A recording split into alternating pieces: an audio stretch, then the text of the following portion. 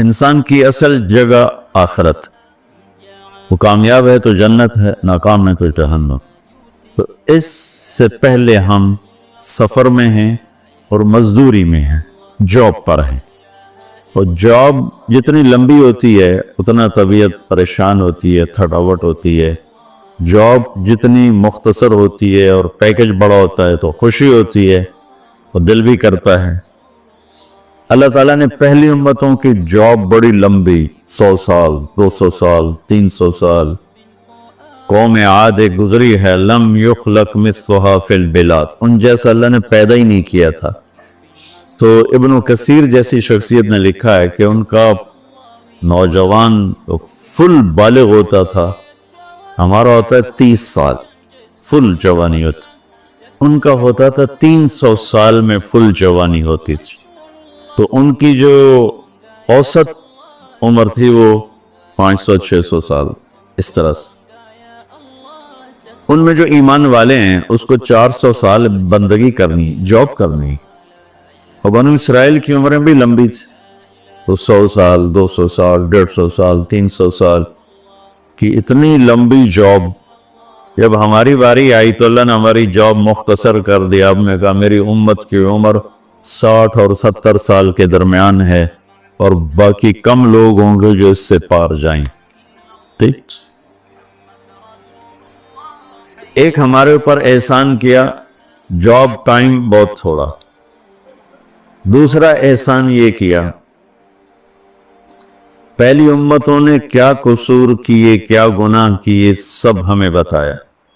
الم تر کیف فعل ربک بعاد ارم ذات العماد التي لم يخلق مثلها في البلاد وثمود الذين جابوا الصخر بالواد وفرعون ذي الاوتاد۔ اب یہ پہلی قوموں کا ہمیں اللہ سنا، دیکھا یہ کیا کیا، یہ کیا کیا۔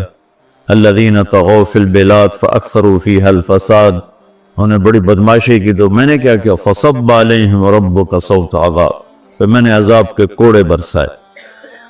الم تر کیف فعل ربک باصحاب الفیل، یہ سارے وَإِلَىٰ عَادٍ أَخَاهُمْ هُودًا وَإِلَىٰ مَدْيَنَ أَخَاهُمْ شُعَيْبًا۔ آپ قرآن دیکھیں، ہمیں پہلی قوموں کے گناہ بھی بتاتا ہے، سزا بھی بتاتا ہے۔ جب ہماری باری آئی تو ہمارے اوپر دنیا میں بھی پردہ ڈال دیا، آخرت میں بھی، کہ ہمارے بعد کوئی ہے ہی نہیں جس کو اللہ بتائے گا۔ ہم بھی ویسے ہی گناہ کر رہے ہیں جیسے پہلے کر رہے تھے، لیکن ہماری کہانی اللہ کسی کو نہیں سنا رہا، کیونکہ نہ کوئی نبی آئے گا نہ کوئی کتاب آئے گی۔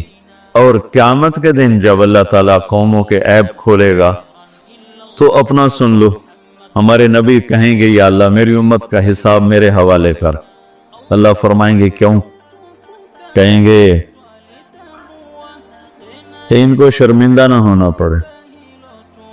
تو اللہ تعالیٰ فرمائیں گے جب آپ حساب لیں گے اور آپ ان کے گناہ دیکھیں گے تو پھر ان کو آپ کے سامنے تو شرم آئے گی نا، میں ان کو آپ کے سامنے بھی شرمندہ نہیں کروں گا، میں ان کا پردہ ڈال کے حساب لوں گا۔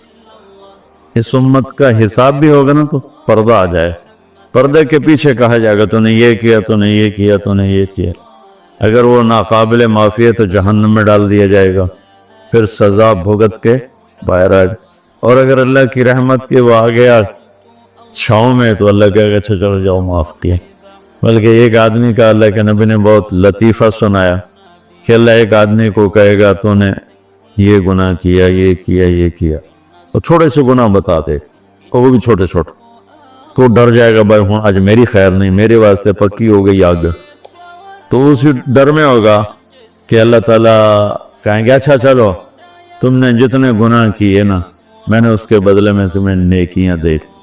تو جلدی سے بولے گا یا اللہ بھی تو نے تھوڑے سے بتائے، میرے تو اور بھی بہت سارے گناہ ہیں، مطلب ہے گناہ دی بھی نیکیاں بنا دے۔ یہ میں آپ کو خصوصی پیکج کی ساری باتیں بتا رہا ہوں۔ تیسرا پیکج کیا دیا، گھر پہنچنے کا انتظار تھوڑا کر دیا۔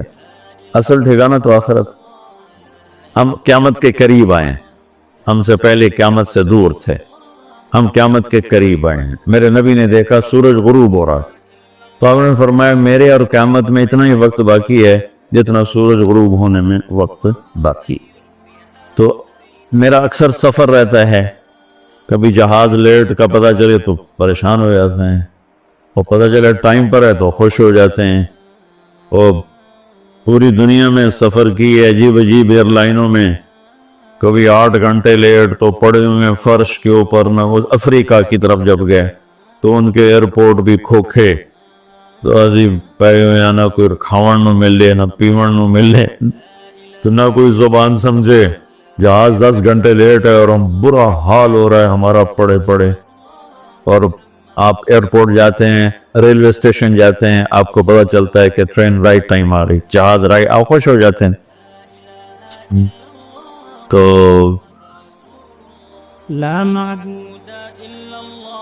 اللہ نے ہمارے اوپر کیا کیا کہ ہمارے انتظار کا زمانہ بالکل کم کر دیا, کہ ہمارے اور قیامت میں اب کوئی اور قوم کوئی نہیں, بس اب سیدھی قیامت ہی ہے. اور اگر اللہ راضی ہے تو پھر اپنے گھر جانا ہے.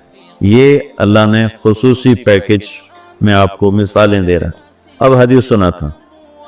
میرے نبی نے فرمایا کہ مثلی ومثل الامم من قبلی کمثل رجل استاجر رجلا. وہ کیا ہو گیا؟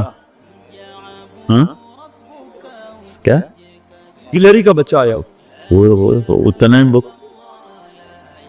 بڑے دلیر ہو بھائی, کمال ہے. واہ واہ واہ واہ, سبحان اللہ. اور نب کے باہر بھیجے ہو, باہر کسی درخت کے پاس چھوڑا اس بیچارے کو. اللہ کے نبی نے مثال دی. پہلی امت اور میری امت کی مثال ایسے ہے کمثل رجل استاجر اجیرا, جس نے 3 مزدور مزدوری کے لیے. ایک سے کہا فجر سے ظہر تک کام کر, 1 روپیہ دوں گا. اس نے کہا جی ٹھیک. دوسرے سے کہا تو ظہر سے عصر تک کام کر, 1 روپیہ دوں گا. انہوں نے کہا جی ٹھیک. تیسرے کو مزدوری پہ لیا تو اس سے کہا تو عصر سے مغرب تک کام کر. فجر سے ظہر 7-8 گھنٹے بن جاتے ہیں, ظہر سے عصر 4 گھنٹے بن جاتے ہیں, عصر سے مغرب 1.25 گھنٹہ بنتا ہے. تو اسے کہتا ہے تو عصر سے مغرب کام کر, تمہیں 2 روپے دوں گا. ہوگا تو ٹھیک ہے. اب جب مزدوری دینے کا ٹائم آتا ہے تو وہ ظہر والے کو 1 روپیہ, عصر تک والے کو 1 روپیہ اور مغرب تک والے کو 2 روپے. تو یہ پہلے 2 کہتے ہیں حضور ساڑھا کی قصور ہے, ایسی کام بھی زیادہ کیتا مزدوری بھی تھوڑی, اس کام بھی تھوڑا کیتا مزدوری بھی زیادہ. تو وہ کہتا ہے تمہارے ساتھ جو میں نے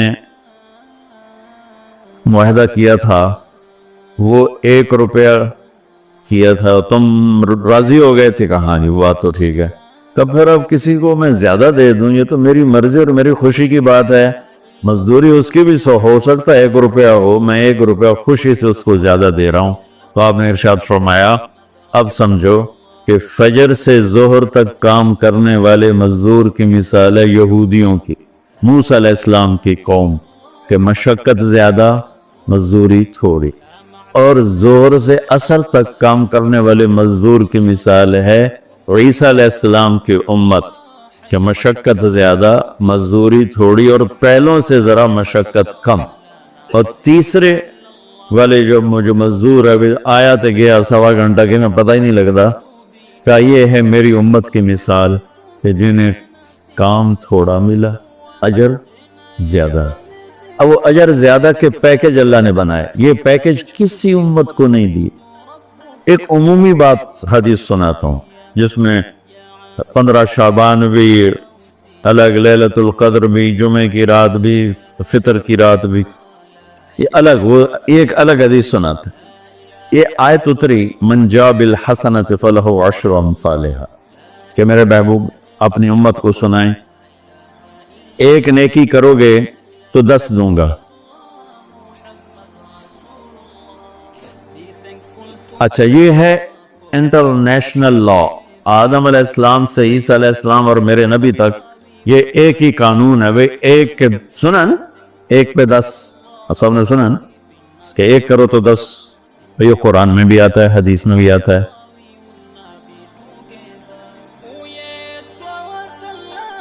3 جیسے. تو جب یہ آیت اتری کہ 1 پہ 10 دیے جائیں، اب بھائی ادھر ہی لگا لے، ادھر آگے کدھر آ رہا، وہیں لگا. ہاں بس ٹھیک ہے، وہاں لگا. وہ سب لا الہ الا تو میں قربان جاؤں ہمارے نبی جو اللہ نے کہا نا وما ارسلناک الا رحمتا للعالمین، ہم نے آپ کو پوری کائنات کے لیے رحمت بنا کے بھیجا. ایک دفعہ آپ نے جبرائیل سے پوچھا مجھے جو اللہ نے رحمت للعالمین بنایا، تو عالمین میں تو آسمان بھی ہیں زمین بھی ہے، تو تجھے میری رحمت سے کیا ملا؟ جبرائیل سے آپ نے فرمایا تمہیں میری رحمت سے کیا ملا؟ کہ یا رسول اللہ میں بھی جہنم سے ڈرتا تھا کہ اللہ بے نیاز ہے، فرشتوں کو بھی ڈال دے مجھے بھی ڈال دے. تو اللہ نے آپ کی کتاب میں میری تعریف کی، انہو لقول رسول کریم ذی قوت عند ذی العرش مکین مطاع ثم امین. یہ ساری جبرائیل کی تعریف ہے. تو اللہ نے آپ کی طفیل آپ کی کتاب میں میری تعریف جب کی تو مجھے یقین ہو گیا کہ اب میرا اللہ مجھے دوزخ میں نہیں ڈالے گا، مجھے آپ کی رحمت سے یہ ملا. تو ہمارے نبی رحمت للعالمین ہیں. اب یہ آیت اتری کہ 1 نیکی پہ 10، تو اللہ کے نبی کہتے چلو شکر ہے اللہ تیری بڑی مہربانی، 10 سے بہت ہیں، بڑے ہیں 10 1 روپے تھے 10 روپے پروفٹ، 1 روپے پہ 10 روپے. حضرت عثمان رضی اللہ تعالیٰ عنہ کا قافلہ آیا، 1000 اونٹ، 1000 اونٹ سما، اور مدینے میں قحط پڑا ہوا تھا، اور سارے شہر والے پریشان. تو سارے جو تھے نا تھوک والے تاجر وہ آ گئے حضرت عثمان کے پاس کہ جی ریٹ بتائیں. تو فرمانے لگے کیا دو گے؟ وہ کہنے لگے جی اور بیٹا اس لائٹ کو بجھاؤ. کہنے لگے جی 10 روپے کی چیز ہم 12 میں لے لیں. تو عثمان رضی اللہ تعالیٰ عنہ نے فرمایا چھوڑیں، مجھے ریٹ زیادہ لگ چکا ہے، اب ٹھیک ہے زیادہ لگاؤ.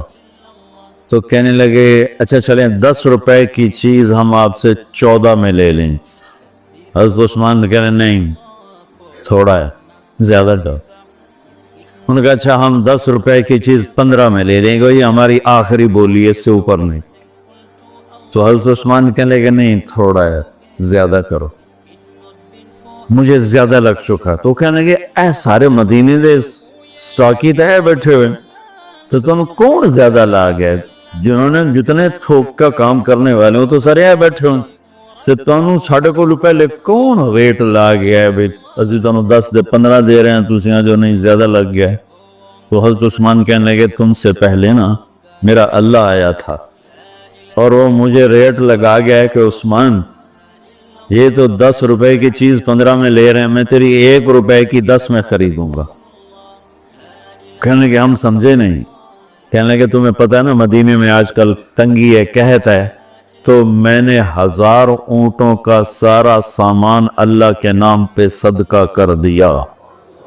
رو اچھا ہمارے تاجر کیا کرتے ہیں جب وہ دیکھتے ہیں بازار میں تنگی ہو میرے کو مال پہ ہے پھر وہ فرعون بن جاتے ہیں اور منہ منگی قیمت لیتے اور لوگوں کی پریشانیوں سے نفع اٹھاتے ہیں اور لوگوں کی مصیبت سے نفع اٹھاتے ہیں. پھر بڑا دل جلتا ہے کڑتا ہے.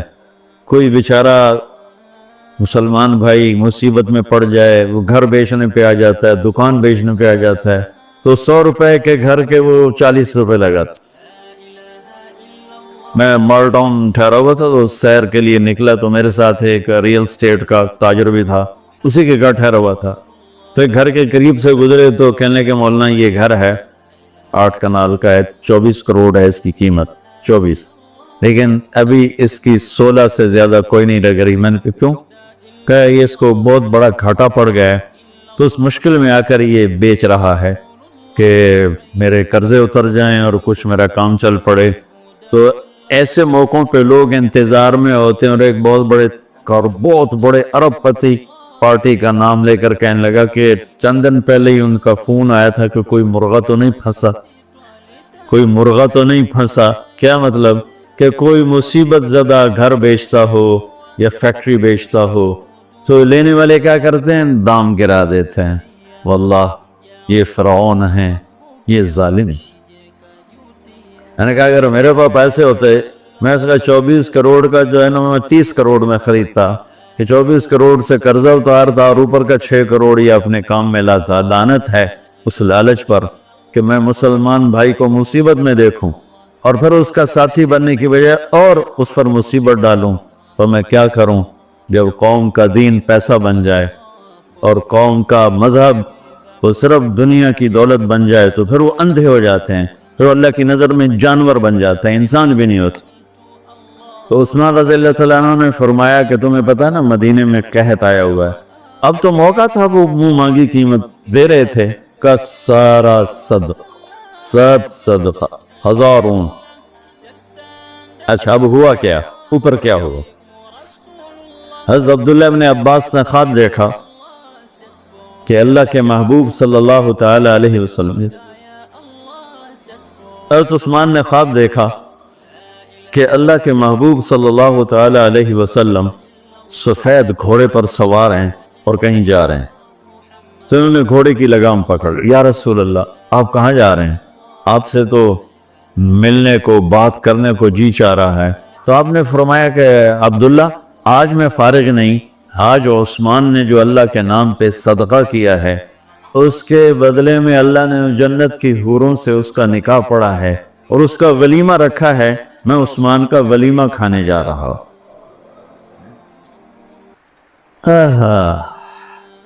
تو اب آیت اتری من جاء بالحسنۃ فلہ عشر امثالھا، 1 پہ 10 گنا. تو میرے نبی کہتے اللہ بہت ہے. آپ نے کہا نہیں یا اللہ تھوڑا ہے، زیادہ فرما. رب زد امتی.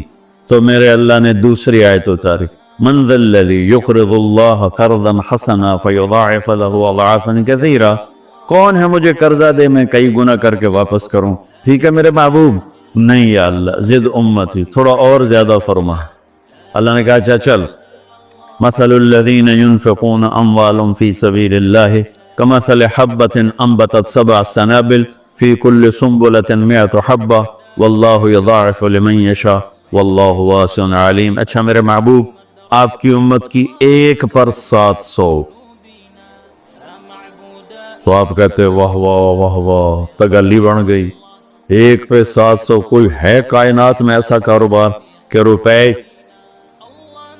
کی چیز پر آپ 700 روپیہ نفع لے سکو؟ ہے کوئی دنیا میں ایسا کام؟ پوری کائنات میں ایسا کام کوئی نہیں. میں قربان جاؤں. رحمت للعالمین نے پھر کہا یا اللہ تھوڑا ہے، ذرا اور زیادہ فرما.